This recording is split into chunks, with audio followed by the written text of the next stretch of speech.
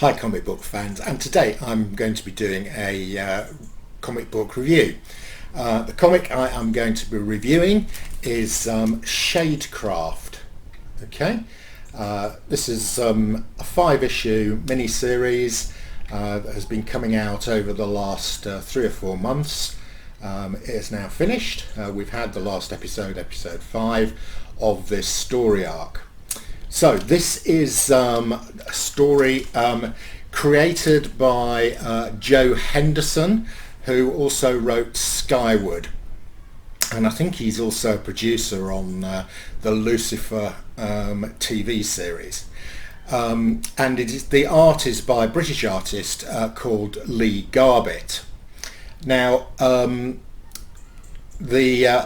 also this Shadecraft has been had a preemptive offer from Netflix for it to be a Netflix show, and Joe Henderson is going to be the co-creator of the show, and Lee Garbett is listed as one of the producers.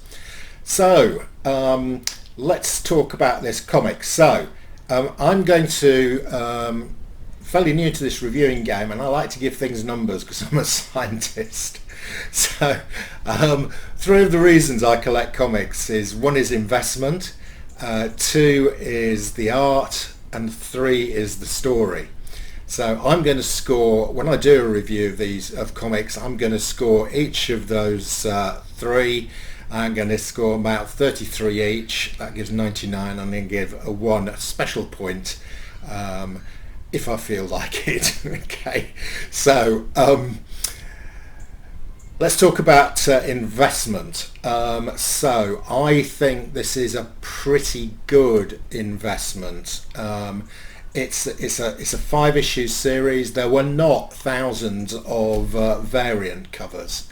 There's been a number 1, I think, is on his 3rd print is out now, and there were a couple of covers for number 1.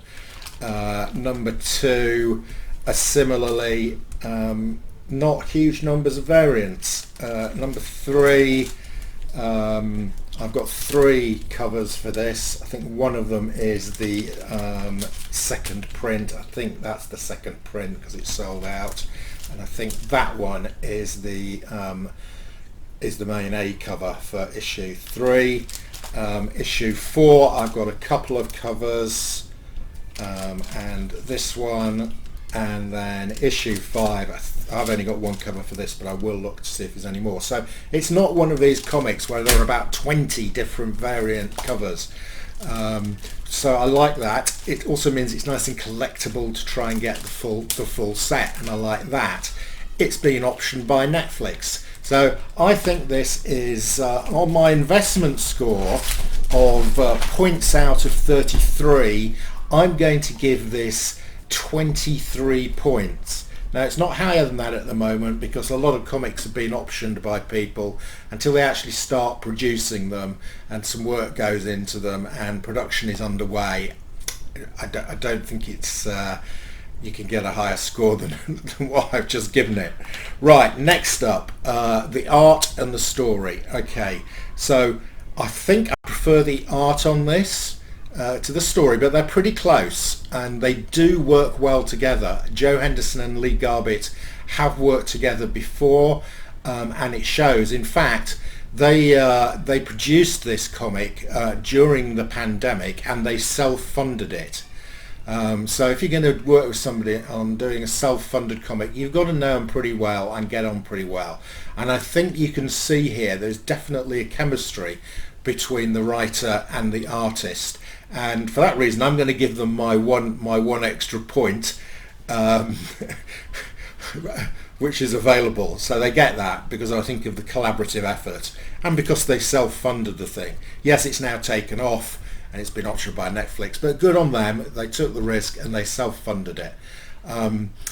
So the artwork I think is really great.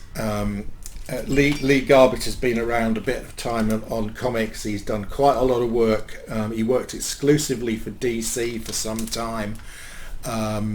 and I believe he's currently working on Doctor Strange for Marvel. But hopefully, I think he will come back, and I think he will work with Joe Henderson to produce a second story arc for Shadecraft. So yeah, really nice art, very atmospheric, good use of colours. I like Lee Garbett's artwork. I think it's very strong, and particularly strong in this series, where he's been able to create, he's not working on established characters like Batman and Doctor Strange, but he's created his own characters here, and I think it works very well.